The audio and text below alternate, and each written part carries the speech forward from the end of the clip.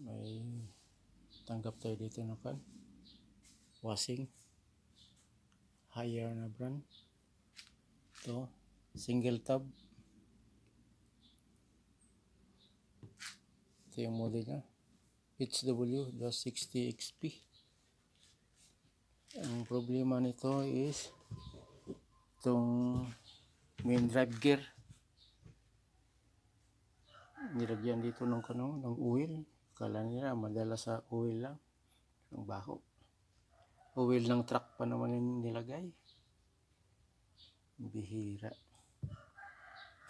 Ito tinanggal ko na itong gearbox. Kasi nagmamadali yung may-ari kanina. Tambak na daw yung labahan niya. Tinanggal ko na lang. Hindi ko na siya nabidyohan. Ngayon ko lang nabidyohan.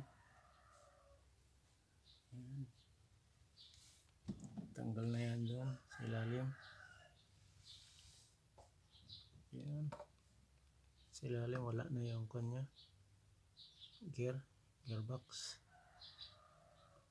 Pinabilhan ko sa may-ari. Okay. Kabit na natin yung gearbox. Okay na siya, walang tagas. Nilagyan ko na ng tubig to kanina. So ikabit na lang natin to.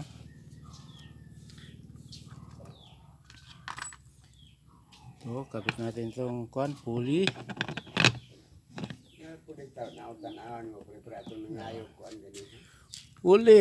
Kabit natin to. Ang makina de aron andaan di na ayun kontra mga bago. Nanay murag TV tanawon ba? Ang monitor. Oh. Monitor. Okay guys, so kabit natin to. Pipix natin yan. Kaya na guys, fix na. Makakita man po ko sa Yan. Malakas na siya, malakas.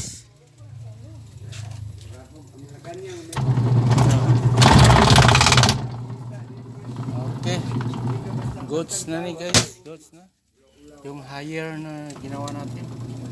Pinalitan na natin ng gearbox. Okay. Yun ang sira. Gearbox. Basic lang ni guys. Basic. Sa mga master na, basic lang to. Hindi kagaya sa akin na bago pa lang nagre-repair. Medyo mahirap pa kunti. Pero okay na to.